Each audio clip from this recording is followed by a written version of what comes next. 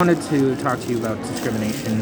There's been a conversation going on since the new Alberta cabinet about unvaccinated being discriminated against. And there's been this back and forth between who's the most discriminated against. People saying that what was said shouldn't have been said. The problem is that as people, we seem to go back and forth between discrimination. There's always seemingly some group that are discriminated against for some reason. When we resolve the argument about one group that's been discriminated against, it appears that either more attention is given to those who have been persecuted behind the scenes that we weren't aware of then, or society moves on to another group of people that are disenfranchised. It's always going to be wrong. Unvaccinated in general were denied housing, medical care. There was news reports of that. There was news reports about them losing businesses, losing jobs, not able to shop at businesses, not able to go there, and the mobility was impacted. A number of different things for being unvaccinated, which harkens back to the Nuremberg laws. If you ever heard about the Jewish Holocaust, it was sad. One of the most despicable periods in our history, unfortunately. The Nuremberg laws were very similar to what was going on with unvaccinated. They were denied housing, jobs. They were denied the ability to even marry anyone of German descent. They wanted to keep, I guess, the bloodline, so to speak, pure, unfortunately. So that's what basically occurred to the Jewish peoples. They had been very persecuted throughout their lives for a number of different things, and since then a lot of people have been treating them just unkind and such. We have to make sure that the mistakes of the past remain there and that they are not repeated. We need to ensure that discrimination of any kind is resolved before it can impact people like that. It also harkens back to the Japanese internment camps and apartheid as well. Anytime, and even the civil rights movement, anytime that there is segregation, slavery, or anything of that sort, it actually reduces the entirety of the human race every time. We have to remember that segregation is wrong. Denoting different rights based on arbitrary reasons is always going to have, the tables are going to turn eventually.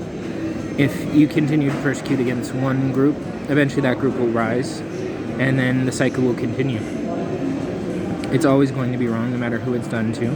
And it's time that we as a people stop discriminating against each other and end this civil war that has been raging since the human race took its first steps. We are one people, regardless of whatever our color, creed, nationality, orientation, gender, identity, religion, or color.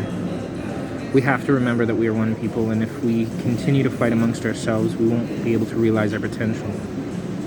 We keep hindering our futures for the sake of our fear today, and trying to echo the mistakes of the past for some type of retribution. And I know justice is different than retribution.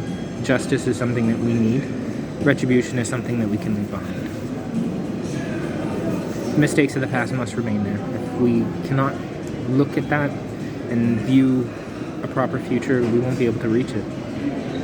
And that starts with building a bridge, making reconciliation to those that have been wronged, resolving those cold cases, especially for the missing Indigenous men and women. A lot of people don't realize that there are missing Indigenous men as well. A lot of the focus has been given to missing Indigenous women, but there has to be some remembrance for the fact that there are a lot of Indigenous men that are missing. A lot of Somali men are missing as well.